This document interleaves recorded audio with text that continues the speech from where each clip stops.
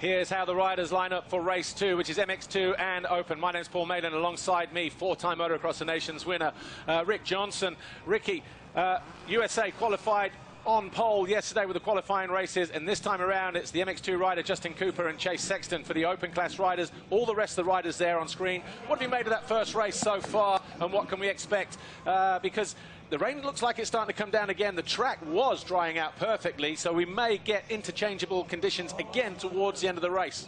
Well, as we talked before, you know, sometimes the track is better when it's wet and sloppy because it doesn't get heavy on the bike and the rider can swing side to side. As you're watching, a lot of rain is coming down. That's a concern. Main concern is your vision. I know we have roll-offs and we put the foam on top of the helmet to keep the mud off, but there's just so much that you got to make sure that you keep your goggles on during that race.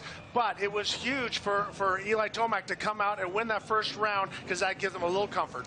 Justin Cooper takes his position behind the gate, and I wouldn't be surprised if Cooper lines up on the inside gates. Remember, the Motocross of Nations, all about strategy.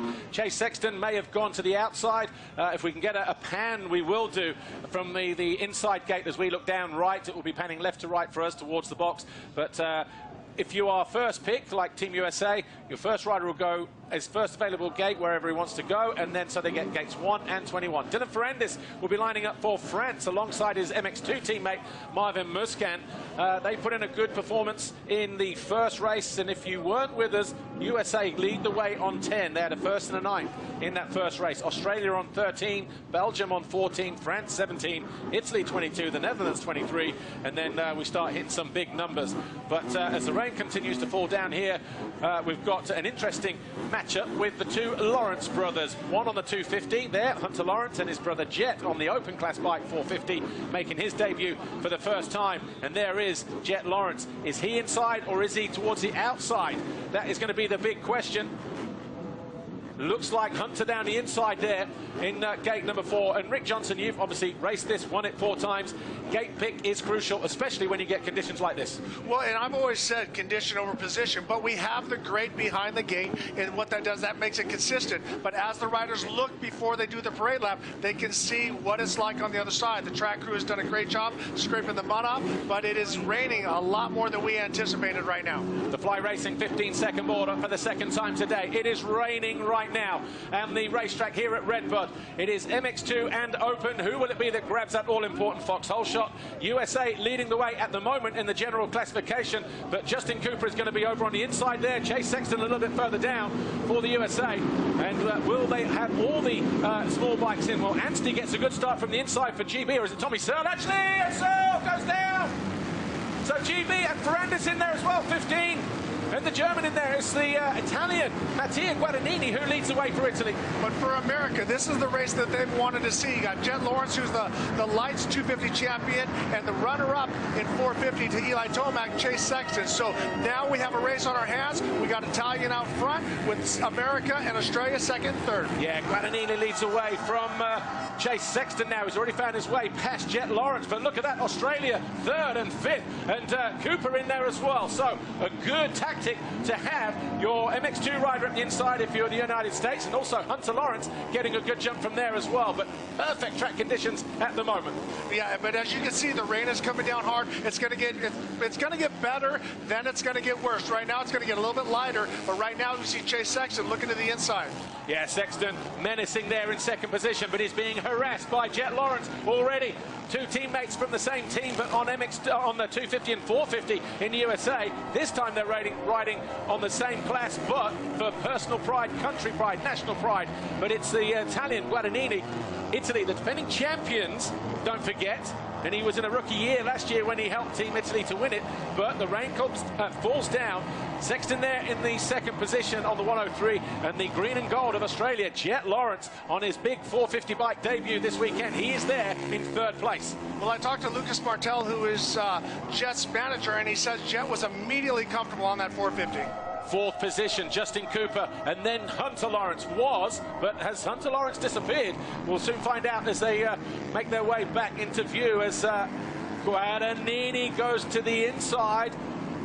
Sexton will not be able to triple up the hill, and Guadagnini makes sure of that Quick pull of the roll-off set. Oh, Jet Lawrence casing the triple at the top of the hill. We have lost his brother, Hunter Lawrence. He's down in 19th place at the moment. But he tipped over somewhere, but we don't know where on the track. But that is disastrous at the moment, that if he doesn't really improve on that position, he's going to need to throw away that race going into the final race. Well, Paul, let's be honest. When I raced in 1987, way back in the day, when I got in front of Keith Vanderven, I made sure that I went slow enough to fill his goggles full, fill his helmet full, try to fill his radiator. So there's some tactics, and that's why you see the Italians out front and Chase Sexton and also Jet Lawrence having to pull tear-offs, and they got to make sure that they keep as much mud out of the radiators as possible. Remember, you can drop your worst score at the end of the third race of the day. Until then, we do count all the scores and all the classifications. But as it stands right now, USA on 20, Australia on 42. Here's what happened to Hunter Lawrence a moment ago. Did he just tip over? Was it a fall? He was in about fourth place. There he is, uphill into the next left-hander. He touched with maybe Cooper. So I think him and Justin Cooper tagged. Lawrence goes down, and he's now currently in 18th place. Well, that was a situation where you got to be aggressive. And Hunter went to the outside, squared it, come across. Cooper was on the inside. As he went for it, he just missed it, clipped Cooper's back wheel, and down he goes. So a very, very costly mistake. It's one thing to fall later in the motor, lose 1 or 2 spots, but on these opening laps, you lose 10 to 15. After the first round of action, which was MXGP and MX2 riders, Team Italy were down in 6th position. They've improved to 4th all of a sudden on 54. That's still a pretty big number, but they'll be looking to throw away their worst result at the end of it, as will everybody else. But still looking good for the USA at the moment, with Chase Sexton there in 2nd, Jet Lawrence there in 3rd place for Team Australia, 1:15. Just behind them, we've got Justin Cooper of America, Ruben Fernandez of Spain, Hardy Munoz, the 2nd MX2 rider, in 6th place after Justin Cooper. Then we've got Calvin Villana and Harry Kulas, Marvin Muscan, Freddie Noren, Lorenzo Locurcio, as the track with this rain will continue to get deeper. And on some of the places on the racetrack where it's hard underneath will start to polish up and get very, very slick. So it's going to be an interesting 25.5 minutes plus 2 laps from here, Rick. Well, and we've seen how the paddle tire has evolved and everybody's running it, so it's a huge advantage. But when you break through the mud and through the soft dirt, you get to that hard spot, it becomes very sketchy and hard to hold on to. Justin Cooper on screen here, 102 from the United States of America. He is in 4th position. In the earlier broadcast, I alluded to the fact that normally you have weaker riders, not the weakest, but weaker riders overall in this class. And that is good for the MX2 riders, and we saw that a moment ago with Cooper there in 4th. Hunter Lawrence was up there in 5th, and Hardy Munoz in 7th place. These guys didn't get a look in too much into the top 10. But you got to imagine how perfect Cooper and also Hunter Lawrence's start was. Oh, Kai de Wolf from the Netherlands is down. So where was he? He was in 20th place anyway, but that's on the final corner. Yes. So Kai de Wolf going down, and that is going to be costly for the Netherlands, who were victorious here in 2018. Well, back to finish that thought, how on point were the 2 lights or MX2 riders to be that far up front? It was one thing, you know what it was like running a 125 or a 250 against 500s, but these 2 riders pulled off impeccable starts to be up in the top 5. Unfortunately for Hunter Lawrence, he went down, but now Justin Cooper in a perfect spot. Just looking at our timing screen as we focus on Justin Cooper, who's being urged on by the fans here. Max Anstey and Tommy Searle down in 33rd and 34th, but looking good for Italy at the front of the race at the moment.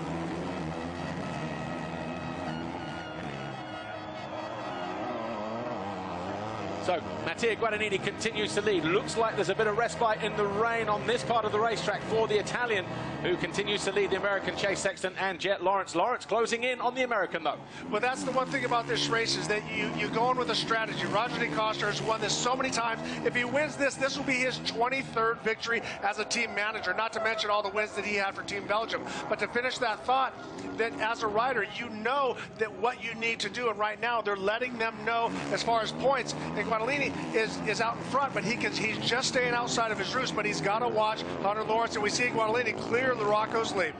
Yeah, and Jet Lawrence a moment ago looked like it was closing in, but as they came out of Talladega down through the left and then back on this side of the valley towards the rollers, that outside line approach that we saw quite heavy in the first race, costing him time, and that has allowed Sexton to pull 1.5 seconds over the Australian. So, but it's Mattia Guadagnini, who holds just over a second and a half second advantage over Chase Sexton.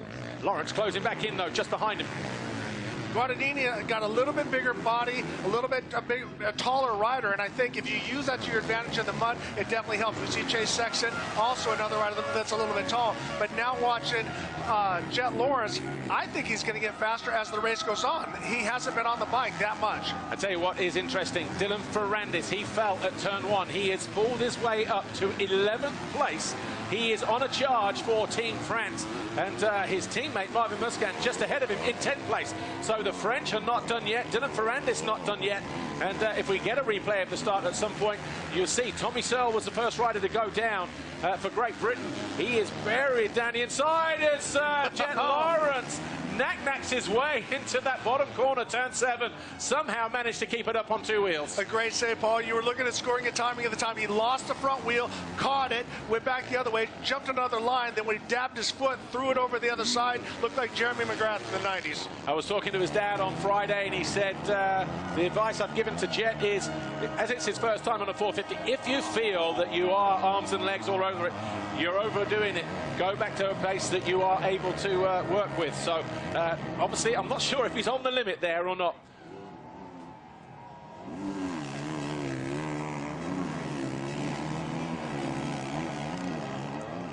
Just over 21.5 minutes to go then, plus 2 laps in this second race here at the 75th edition of the Monster Energy FIM Motocross of Nations. We are at RedBud in Michigan, in the United States of America. MX2 and open class riders on track. Mattia Guadagnini currently leads Chase Sexton and Jet Lawrence. It's Italy from America, from Australia, and Justin Cooper in 4th, the second of the American riders and the first of the MX2 riders.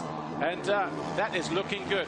Take a look at the replay of the start, though, from above, because there was carnage through turn 1 right at the start of the race involving Tommy Searle and a few others.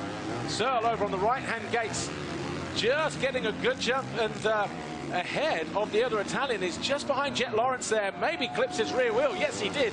He went down and he took a whole bunch of riders with him, including Dylan Ferrandis. But it was Guadagnini who grabbed the foxhole shot on the exit.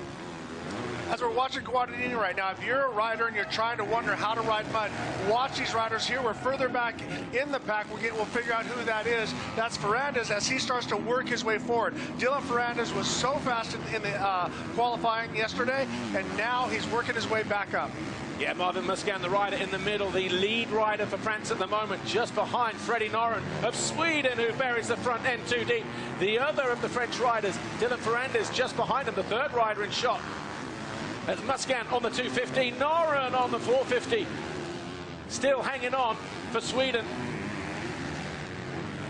I wonder if Team France have told Marvin Musquin that Ferrandis is behind him normally. Well, he doesn't need him. Freddie Noren makes a mistake and an easy pass in the end, and all of a sudden Ferrandis goes through as well. A bit of luck and a bit of fortune there for the French. Absolutely, and you were talking about the Paul. Are they going to have information to let him by? Now, Marvin Musquin is going to listen for Dylan, because when we're racing out there, we're screaming, hey, hey, hey, hey, and they're probably, the Australians are saying, oi, oi, oi, but they're letting him know that I'm back there. Jet Lawrence a moment ago, just legging his way through the turn, just comes to a bit of a stall there, just pushing too hard at the moment. Jet Lawrence in 3rd place. Well, as I was mentioning earlier about Guadagnini and watching these are 3 of the best riders in the world, but when you watch Guadagnini, he's very patient, comes into the corner, doesn't try to drop the clutch or the hammer like he's trying to get a whole shot. He's using the dirt, and I learned that from Jean-Michel Bale in 1987, that you have to be smooth and don't hammer the berms, but Jet Lawrence needs to lean in a little bit more and not get set up as he goes for Larocco's lead. Yeah, it's not easy to get over that on a 450 at the moment. You still have to be clean to do so, but this is the battle for the lead. 1.4 seconds between Mattia Guadagnini of Italy and Chase Sexton of the United States, and Sexton just has about 2.6 seconds over Jet Lawrence in that 3rd place, and that may just give him enough of enough confidence to go after the Italian, knowing that he's not being pushed from behind. Well, it lets you open up your corners, because when you're trying to chase somebody right now, he can run Guadagnini's lines, he can try left, he can try right, and that's what we saw Hertz as well as Tomac. As we see in the background, a lot of clouds are coming, but to finish my thought on that, right now Chase Sexton needs to try inside, outside, find some lines, as Guadagnini makes the same mistake that Jet Lawrence did, getting up a little bit tall, and here goes Sexton. Guadagnini bobbles in the turn, and that allows Chase Sexton to get on terms with him, gets alongside of him at the top of the hill.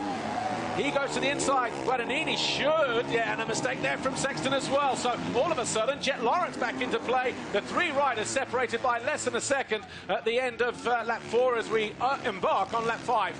As race fans, this is what we're looking for. Three of the best in the world coming together at Motocross of Nations and going head-to-head. But we saw Chase Sexton make the exact same mistake that Jet Lawrence did, coming into the berm, not leaning into it, getting stood up, and had to wait a little bit. The atmosphere absolutely electric here. Of course it is, because Chase Sexton right there in second position. Eli Tomac was victorious in the first race, and he takes his opportunity. And I have to pull Ricky Johnson off the ceiling, because Sexton goes into the lead, and it's another 1-point place for the Americans at the moment as Sexton leads. Remember, he's only a couple hours away from here over the border in Illinois, but what a fantastic job for Guadagnini, who held on for the first 4.5 laps. But it's Sexton who leads, and Kaiderwolf down again, and so too, who's the other rider there? Number 96, Åken Osterhagen from Norway. So now we see Chase Sexton. He's pulled out a little bit. We saw that Jet Lawrence was starting to push on him, and that's when I think he said time to pull the trigger. But Guadagnini made a little mistake and lost that momentum. But Guadagnini's the only one to clear LaRocco's lead. He was doing that early in the practice yesterday, and he's going to find a way around the outside here. And Guadagnini, half a lap after being taken, finds his way back into the lead. Italy lead once more, and that's a 1-point place for the Italians. Remember, 1 point for a race win, 2 points for second, 3 for third. Crucial points with every single place. And he tries to go around the outside here. Guadagnini knows he's there. He runs him on the exit of turn 1. This is a dogfight between the Italians and the Americans. Jet Lawrence right there. Concertina back and forth, on and off the rear wheel of Sexton. But a fantastic ride this for the Italian Guadagnini in his only second Motocross of Nations appearance. No, I'm very impressed with him, and especially when you lose the lead, sometimes a rider loses a lot of composure. He bounced right back, Sexton made a couple mistakes, and he was able to take that lead back, running very strong. So Guadagnini doing an awesome job here at MX2 Nations Moto 2. Meanwhile, behind these guys, Ferrandis now up to 8. He's cleared Marvin Muscan and Harry Kulas. Kulas now 9th, Muscan 10, Noren 11. Hunter Lawrence is up into 12th place, so the Aussies are fighting back in 3rd and in 12th place with Jet and Hunter. This time he goes to the inside to Sexton. He may just make it happen here. No, he doesn't. Guadagnini read it well, keeps the American to the outside, Sexton. And this is where I think that you need to rough a guy up a little bit. And a physical game is part of the race. Now, I'm not saying take him out or hammer him or try to hurt him, but when you run a physical race, it changes the way a rider rides. And Guadagnini seems so confident that he just moves right over in front of Sexton. But talking about roughing up, I think that's what Hunter Lawrence tried to do to Justin Cooper, knowing that they were so close in the overall general classification.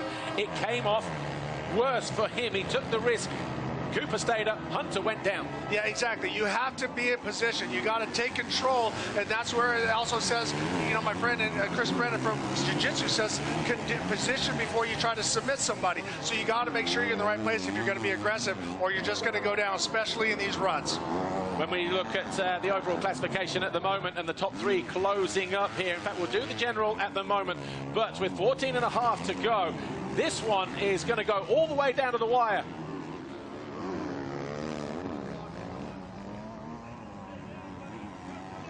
Chase Sexton all of a sudden back under pressure from Jet Lawrence, and then he closes down the Australian, who runs it down the inside of Sexton. An apology there from the young Australian, but he moves into second position. A decisive move from the 115 of Jet Lawrence. And pulls the start. As we take another look at this, we see Chase go to the outside.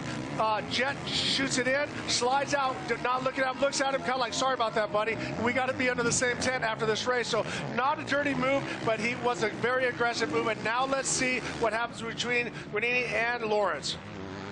With Jet Lawrence now behind Guadagnini, a fresh pair of eyes, because Sexton has been there for the last 6 laps. Couldn't find a way past the Italian. He did, but it was brief. The Italian fought back, Guadagnini.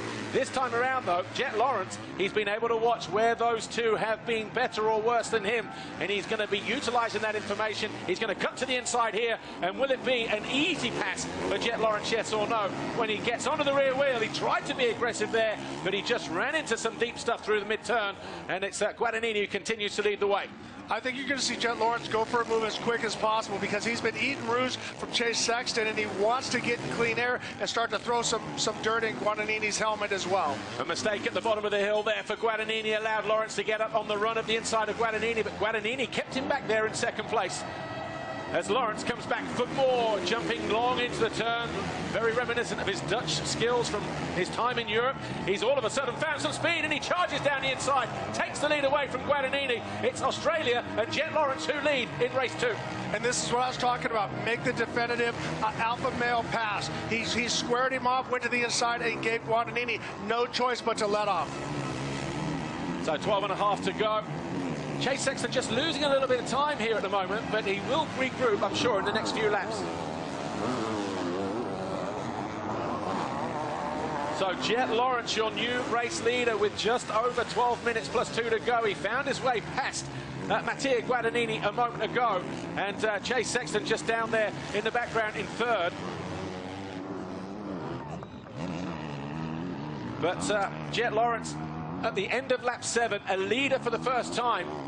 It's also Jet Lawrence's first ever Motocross of Nations event. He's normally a 250 rider, just like Jago Geerts in the MXGP category, stepping up from a 250 to a 450 and having a fantastic big bike debut. Well, when I watched the bikes yesterday, the Team Honda boys between Jet Lawrence and Chase Sexton, they look more comfortable. They're cornering more comfortable. They've made some small adjustments to those bikes. Those two guys look very, very strong out on the track. But it was Jet Lawrence who made some very alpha male moves on both Chase Sexton to move into second, and also Guadagnini into the lead. I tell you what, there's a guy on the charge, and it is Dylan Ferrandis. Here's a replay of the pass a moment ago. Jet Lawrence down the inside. He was decisive, took the line away from Mattia Guadagnini. That's all it took for the Australian to take over the lead. Dylan Ferrandis, meanwhile, up to 7th with the fastest lap of the race. Turns our timing screen purple with a 2:12. Jet Lawrence, who just put in his fastest lap of the race last time around, a 2:15. As Jari Haavisto of Finland goes down. Well, and what is that going to do with these later rounds? Because obviously Ferrandis won yesterday's qualifying race, but now he's come from so far back to work his way up to 7th. But look at the lap times of Dylan Ferrandis. The next guy ahead of him, Calvin Volandren, 2:20. There's 8 seconds there. He was only 1.3 behind him. So Ferrandis is going to be on the charge, picking off positions. And here he is, down the inside of Volandren. The Dutchman to the outside, Ferrandis to the inside. Everybody concerned about the fitness of the Frenchman, Dylan Ferrandis, having sat out his whole season outdoors. He makes easy work of Calvin Volandren and moves up in the 6th place. When you have a strong Dylan Ferrandis, and we've seen this in America, he rides 10/10 the whole race. They don't. I talked to Jimmy Button, who's his manager, said you never have to push him. He's always training, always in great fitness. Something about him, he is vegan, and that sometimes gives you a slower burn. Calvin Volandren without goggles, maybe just having some visibility issues. Maybe that's also a reason why Ferrandis was able to close down so fast. But 8 seconds in 1 lap. He was also 4 seconds quicker than Ruben Fernandez. Dylan Ferrandis is not done yet, even with 10 minutes to go. And now we see Jet Lawrence working towards lappers, and some of the guys are doing their best to race, but he's trying to get out of the way. Hunter Lawrence. I'm sorry, I said yes. Yeah. So Hunter Lawrence finds his way past Marvin Musquin. So as one French rider advances, the other one falls a position behind, and he is gaining ground as well, possibly trying to follow Ferrandis. Ferrandis through. He is in 10th place now, Hunter Lawrence. So he is on a charge. Hardy Munoz just ahead of him is going to do him through the wave section. Hunter Lawrence is on an absolute flyer here. 2 positions in the 2 corners, and he goes down, throws it away. Hunter Lawrence has to do it all again. Unlucky there, but look how deep the turn is. He tried to get it in there. Liam Evans goes through, so too does Simon Langenfelder. Hunter Lawrence just pushing too hard for the conditions. All that work right there. Went down, worked his way back, was doing so well. But that energy, that is like 100% like doing a deadlift, trying to get that bike out of the mud, then trying to get it started. You're holding your breath. So much anticipation. Watch as he comes to the outside, digs the front wheel, pushes it over the top of the berm, and down goes Hunter Lawrence. Marvin Musquin going past Hunter Lawrence, rubbing his hands with delight, thinking this podium is between three nations, maybe America, Australia, and France. If you're just going to give me some points there, my friend, I'll take them. Exactly. But now as we look, America with 17 points, Australia 10 points back with 27 at this point. The race is not over. We have a lot of racing to do, but America is sitting very strong at this moment. Well, if you look at the four scores at the moment, with America on 17, they have a 9th place to throw away, so that would leave them with 8 points at the moment. Australia on 27, they throw away 13 points, so they're going to be on 14. Yeah, but it's still anybody's race. Anything can happen when you have mud, and you have all this. As you can see how everybody is dark brown and their number plates are caked. They have to try to keep that mud out of the radiators, because these things, if they don't have airflow on, they're going to overheat. Yeah, in real time, it looks like a 10-point advantage by the USA over Australia, but when you throw that 9th and that 13th away, Australia have a bigger score to throw away. There's really only going to be 2 or 3 points in it at this stage. So still, every point crucial and everything to play for. Here's Jet Lawrence. Lawrence, your race leader. But everyone was saying from America that Cooper was possibly the weak link, you know, because those guys did so well. But look at that. He is sitting right behind Chase Sexton on the 250. So unbelievable job. He won his qualifying race as we see Jet Lawrence trying to work his way and get away from everybody. Jet Lawrence coming out of that final left-hander there a moment ago. This corner here, he almost got unseated as he got on the gas. The thing dug in and kicked back around. Mattia Guadagnini, though, still hanging on to second position here. Rider number 3, they're approaching back markers. Chase Sexton all over the back of him, number 103. And this is going to be a duel right the way down to the wire as well between the Italian and the American. Guillaume Ferrez, the MX2 rider for Spain, he's in 28th place. He is about to get lapped. He pulls over, lets the battle go through, and then he drops in just ahead of Sexton. Wasn't his fault entirely, I don't think. He was either that or stop in the corner. Well, I was listening to you and Jason Thomas, and Jason was saying that sometimes you have a hard time getting out of the way as we watch Chase Sexton looking up the inside. Yeah, Sexton tried to get alongside, but he was always fighting a losing battle, and now he goes to the outside line here. Can he commit a mistake from Guadagnini on the way in? Can Sexton cut back out of the turn? Yes, he can, and it's bar to bar as they charge down into turn 7. This time, Sexton has moved into second position. Another vital point for the USA. Exactly. That's the thing. You want to try to stay there, and as I said, add some mud to Guadagnini's face and get him on the same level. You can see how clean Guadagnini is. He hasn't had to sit and ride on somebody's back wheel yet. 6 minutes plus 2 laps to go. Jet Lawrence 6 seconds clear of Chase Sexton, who's now in a second. Mattia Guadagnini holding up the flag for the Italians in 3rd place. Where is his teammate Andrea Adamo? He is in 15th position at the moment as the 6th best MX2 rider. But Jet Lawrence, again, Australia on paper, when you talk about what the Lawrence brothers have done in the US in the 250 class this year, but then putting Jet on a 450. Some people saying yes for a podium, yes for a possible win, but will Jet be able to come up with the goods on the 450? Will he be a weak point, yes or no? Well, you know what? He is answering those doubters and those critics, because he is leading the way and he's doing it fine as well. There's exclamation points at the end of everything. No more question marks, because he has done a great job. But now Chase Sexton's worked it up, and now we see Guadagnini does not clear Larocco's leap, and that was one of his strong points. Davide De Carli on screen a moment ago there, the team manager, assistant manager, if you like, for Red Bull Gas, the team that Mattia Guadagnini rides for back in MXGP, and I'm sure he's pleased with the way he's performing today.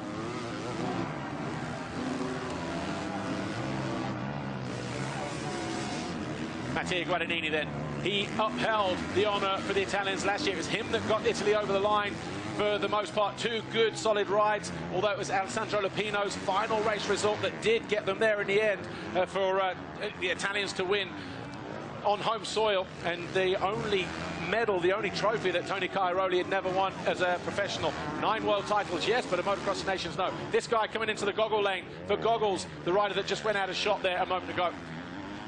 But the 112 there of Benjamin Garib of Chile, his teammate Hardy Munoz is having a fantastic ride, still in 9th place.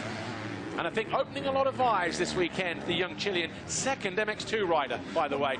Well, and Paul, I really think it's a sign of the times. Buchanan has been off. Buchanan is picking himself up and rejoins the race. He's either made a mistake or he just had a bobble there or something. It didn't, something body language didn't look right there. So he is behind Munoz, so obviously not able to find his way through.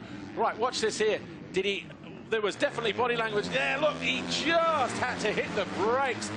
Close moment that for Marvin Buchanan and friends. Well, and that's what that's what JT was saying, is that you got to sometimes, it's hard to get for the riders to get out of the way. And Marvin Buchanan carrying about 5 miles an hour faster, then had to check up and grab the brakes. And then when you touch the brakes here, it actually wants to throw you over the bars.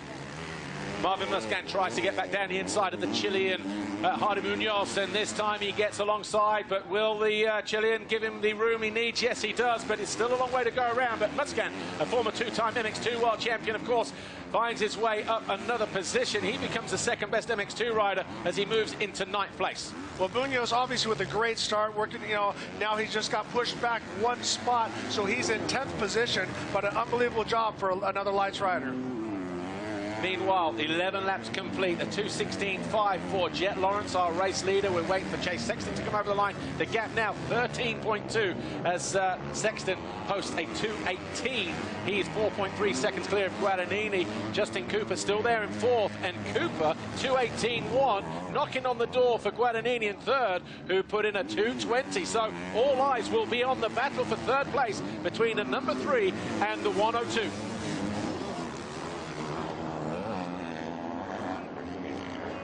So just over 2 minutes to go.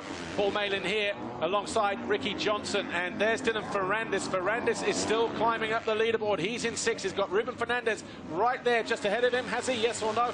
But Fernandez is Spaniard in 5th place. So it's a back marker there at the moment. There is Guillem Ferrez, the other Spanish.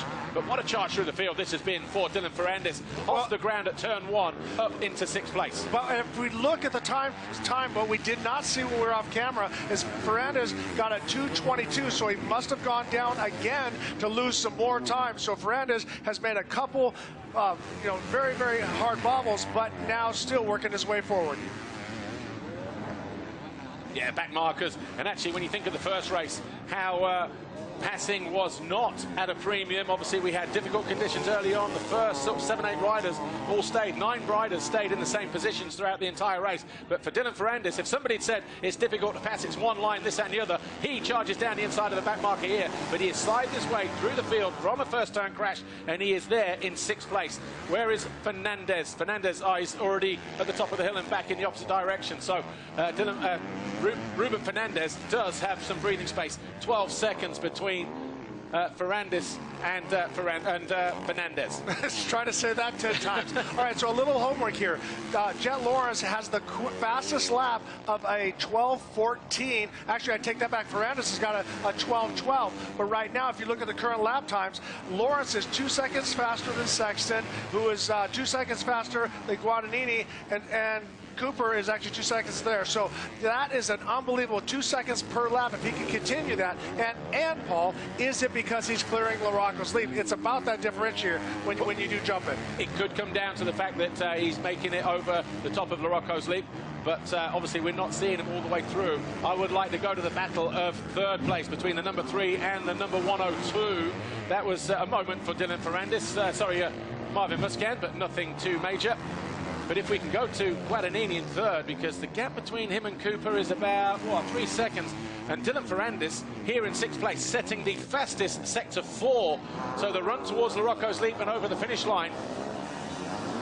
Well, that's the thing. When you can clear that, we saw that yesterday with Cooper over Hunter Lawrence. It was a 2-second gap. So if you can clear that, that's a guaranteed 2 seconds per lap. Wow, a little bit out of shape there, and that's going to give more time to Justin Cooper. This is Guadagnini in 3rd. Mattia Guadagnini of Italy doesn't look over his shoulder. The next rider into the turn is the 102 of Justin Cooper.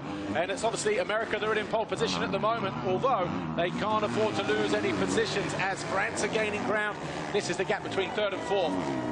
Cooper, if you remember, 2019, the Motocross Nations in Holland at Assen.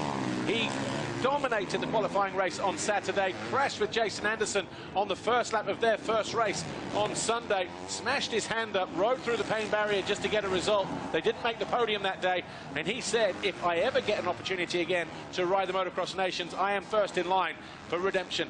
And he's doing that. He will be in a very commanding position here if he can stay where he is, and Team USA, of course, because in his first race he was 9th, so he's going to have 11 points as an MX2, 13 points he'll have as an individual score.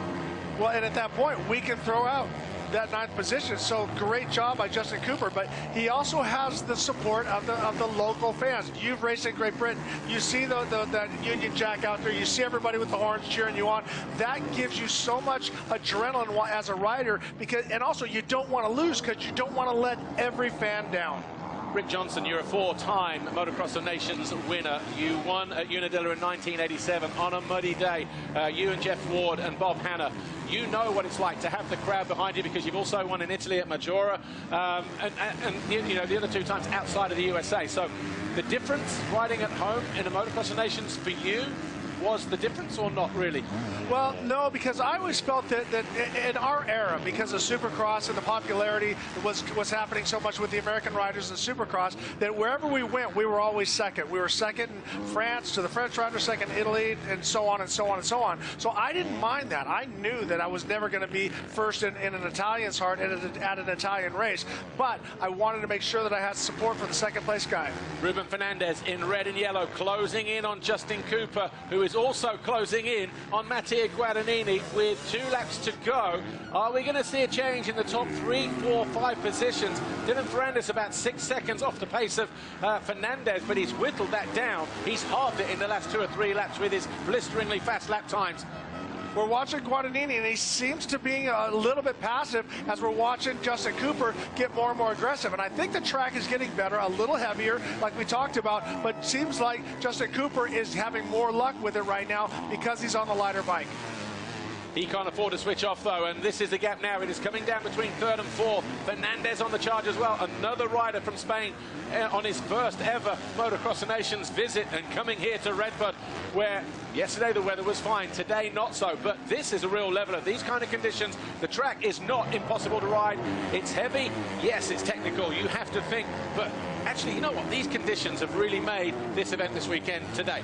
Well, it is. Right now, it's a great racetrack because we've had some rain, but once again, the guys from RedBud, the crew, Jeff Nordstrom, Tim Ritchie, everybody has done a great job as we see Justin Cooper start to work his way up, but he cannot take that aggressive move. He's better to finish in this position than go down. But if he thinks about settling for 4th place, Justin Cooper, look how quickly Ruben Fernandez is closing in. Yes, he can afford to lose a place, because when you think of the gap between America and Australia in the greater scheme of things, but at the same time, every point counts. It's not like when we race it was 1-1 wherever you were in the class. But as we go into the final lap then with Jet Lawrence, a 2:17.4 for him. We wait for Sexton to come through. There he is. And then in 3rd place, we will have Guadagnini, and that is going to be a fantastic battle between these guys. Any moment now, they're over the line. So heading into the final corner, we'll pick them up behind this back marker here in a moment. They'll be coming onto the start straight. So Guadagnini, 1.8 clear of Justin Cooper. Fernandez, 2 seconds behind him. Back marker there, the 1:08 of Josh Varese of Guam. So we've struggling to catch up with Guadagnini. There's Sexton. He's in 2nd position. Interesting thing here, and obviously something to think about going forward. Rick, nothing Motocross of Nations related. The performance from Jet Lawrence going into 4:50 in a fire. Well, in fact, we'll get back to that in a moment. Ferrandis all over the back of Fernandez. He's whittled down 12-14 seconds in the space of about 3 laps. It was 5 seconds a lap ago alone, because Fernandez, his lap time of 2:18, 2:13 for Dylan Ferrandis. So we should see him get by here. I do want to make a plug for what I've given out. I work with the guys from Carson City Motorsports and also from Rockwell Watches to give out individual gold. At this point, we have Justin Cooper as the MX2. If he can pull this off, he will be the overall winner, and he'll receive that watch. It's going to be pretty cool, but we're just going to see what happens in the last moto with MXGP and Open. Yeah, well, I mean, we'll have to see. Obviously, we need to go delving into those results, but he's definitely been more consistent and up at the front as the second best MX2 rider in race one and the best in this one. But Dylan Ferrandis absolutely on a charge. He is going to be... So Dylan Ferrandis, of course, the French rider, he is back-to-back races, don't forget, Open and MXGP Open. A bit of a bobble there through that bottom corner. But the confidence that he shows as he comes to the inside, just scrubbing the front wheel, he's very comfortable on that Yamaha. Cooper dealing with the back marker there behind him. Meanwhile, Jet Lawrence, an absolutely dominating display here, wins for Australia, his first ever Motocross of Nations event, and it's his first race win, and on a 450, so out of class. But Jet Lawrence makes it happen. Meanwhile, Sexton second, but Guadagnini third. Where is he? Here's Dylan Ferrandis. There's Ferrandis there, so has he found his way past Cooper? Oh, he's made a mistake, so it's going to be Guadagnini over the line any moment now in third place, and he does. Cooper goes fourth, Fernandez should be fifth, and he is just here, and then we wait for Dylan Ferrandis to come through in sixth. But what a ride for Jet Lawrence, what a fantastic ride for Dylan Ferrandis in sixth as well. But Jet Lawrence, your race winner, but it's USA still leading the way after 2 races.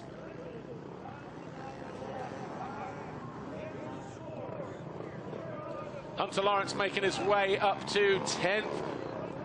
But this was the mistake a moment ago. Let's just have a quick look here. So this is going to the last round, and watch Ferrandis on the inside as he comes in, doubles, gets in. So Dylan Ferrandis tried to get up the inside of Ruben Fernandez. Not a lot of room to spare there. The 2 riders bang past. Ferrandis goes down. But that's what cost him an extra point. Will that be the crucial point that makes the difference on the top step of the podium come Sunday night? Wow. Unbelievable race. And the track, I got my hats off to the crew. I mean, we've gotten rain, we've got a lot of weather, but they did a great job not tilling it up too deep during the week because there was rumor of rain, and sure enough that it happened.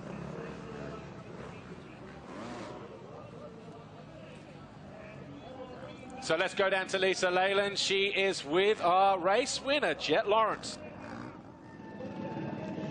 Jet Lawrence, what a race for you. That 450 suits you.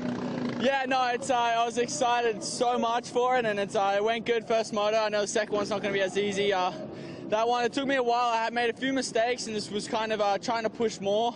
And I just ended up realizing I had to step it back a bit, trying to get that flow. And once I got that flow, I was able to make a few of my moves. I didn't want to get that close to Chase, so I feel bad on that one. It's so slippery there. It's so hard to pass on this track. But no, happy with that. Going to go back, recover, and get ready for the next one. Good luck for the final race. Thank you. Yeah, Jet Lawrence absolutely in fine form in this second race. His first race of the day, don't forget, but he will now have the task of going back, getting the bike cleaned off. His mechanics have got some work to do. There's about a 35-45 minute turnaround now before they line up again for the third and final race of the day. Australia's sitting second at the moment, but will they be standing on the top step? Will it be the USA? Will it be France? Because they seem to be the leading teams this time around, even if you were to throw a result